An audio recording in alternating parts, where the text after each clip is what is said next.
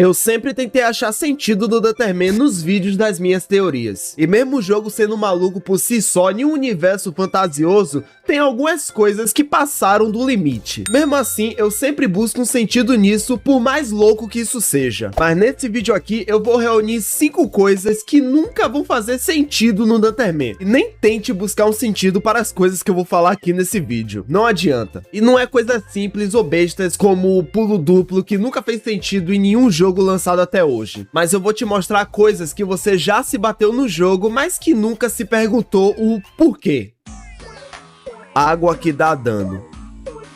Eu só queria saber por que a água do jogo dá dano. Tomar dano de fogo, beleza, normal. Tomar dano de água de esgoto, ok, dá pra levar porque tá suja. Mas tomar dano dessa água aqui, cristalina, de rio, aí já é um exagero. E olha que o dano chega nem a mergulhar na água, ele só praticamente encosta um pouquinho, que já é o bastante para fazer o personagem dar aquele pulo, parecendo até que ele acabou de espetar a bunda em um espinho. Isso não faz sentido. A água do jogo é praticamente a controvérsia da água da série, porque na série, pra quem já assistiu pelo menos, sabe que tem alguns episódios que o Dan chega até a nadar na água. Sim, ele consegue ficar com praticamente 90% ou então 70% do seu corpo assim submerso e ele não toma dano nenhum, ele nada de boa assim para prosseguir sua história. Eu só fico imaginando que substância horrorosa pode ter nessa água para fazer o Dan tomar dano, sério. Eu fico pensando, mas da mesma forma eu não consigo me concluir com nada, nem mesmo um palpite assim eu tenho para dizer para vocês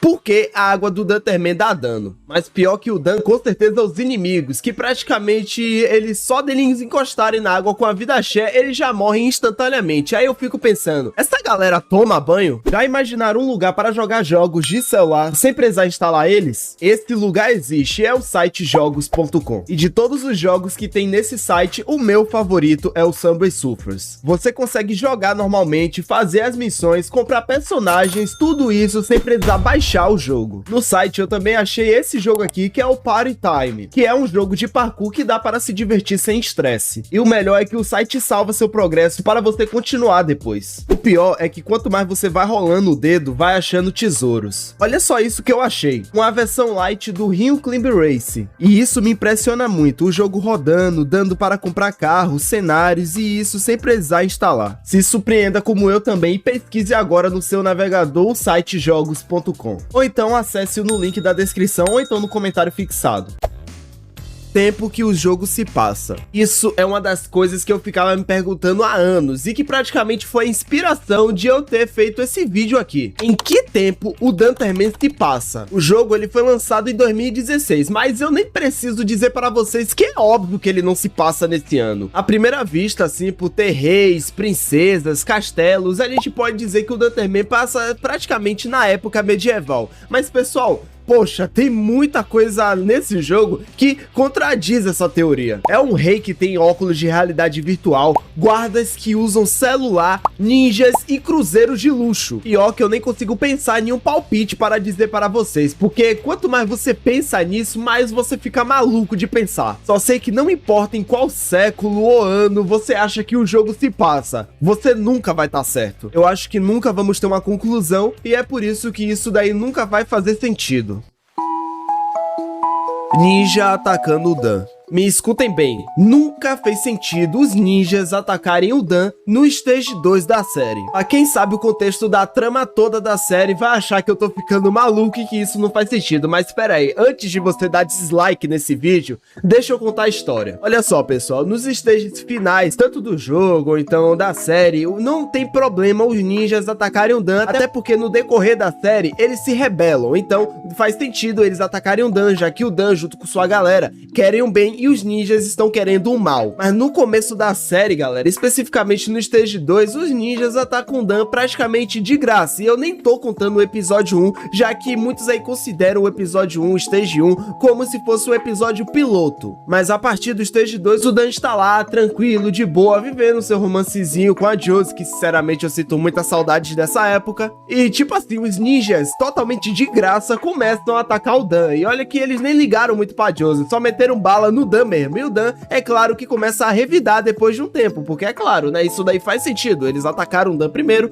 nada melhor que o Dan revidar depois. Mas galera, qual é a motivação disso? Tipo assim, só atacaram o Dan porque sim, não tem nenhuma explicação. Entenderam o que eu tô dizendo aqui? No final do jogo tem sim uma motivação, eles se rebelam, eles praticamente viram a folha lá e começam a ficar contra o Dan e todo mundo também praticamente fazendo uma chacina se ninguém fizesse nada. Mas no começo não tem muito sentido não, eles só atacam porque sim. E depois disso fica até pior, galera, porque aí começa a fazer menos sentido ainda, porque os ninjas do nada assim viram amigos do Dan. Tipo, e aí? É assim, eles estavam atacando, depois viraram amiguinhos e depois começaram a se atacar de novo. Eu sei que muitos falam aí que o Joey, o criador da série, ainda estava fazendo um roteiro, botando um sentido pra tudo isso, mas espera aí, cara, não faz sentido isso também, porque todo mundo sabe, todo mundo que cria série, cria filmes, cria jogos, cria até vídeos aqui pro YouTube, que é meu caso, sabe que o roteiro sempre é criado antes da obra. Até porque para dar aquela revisada, aquela reolhada, corrigida assim nos erros, para depois gravar e ficar tudo certinho e bonitinho. E não gravar ao mesmo tempo que faz o roteiro. Isso daí vai sair errado e vai acontecer muitos furos também. Então não importa qual seja o motivo que os ninjas estão atacando o Dan. Isso daí nunca vai fazer sentido. Dan coletando moedas. No jogo, isso daí tem o maior sentido do mundo, eu não posso discordar, porque as moedas que a gente coleta no jogo, a gente pode comprar armas, comprar na loja do vendedor vida, equipamentos, a gente pode upar o nosso personagem, comprar skin, tem um bocado de coisa para fazer moedas. Até então, né, em alguns momentos aí a gente não tem muita coisa para fazer com elas, mas praticamente no início tem sim um sentido da gente coletar moedas, pelo menos no jogo. Mas na série, pessoal, na série, eu fico sempre me perguntando por que o Dan fica tão fascinado em coletar as moedas na série. Tudo bem que no primeiro episódio a gente viu sim um sentido assim no Dan coletar as moedas no jogo, porque tinha lá o vendedor, o Dan queria comprar algumas coisas, tanto até que ele nem tem moedas o suficiente, tem que criar um cartão de crédito, né? Ficou no prejuízo, mas só tem esse episódio aí que dá um sentido para o Dan coletar tanta moeda. Depois desse episódio, o vendedor não aparece mais em nenhum lugar, mas mesmo assim, galera, parece até que o Dan nos episódios posteriores ficou até pior nessa questão de querer coletar moeda. Em muitas ocasiões futuras a gente vê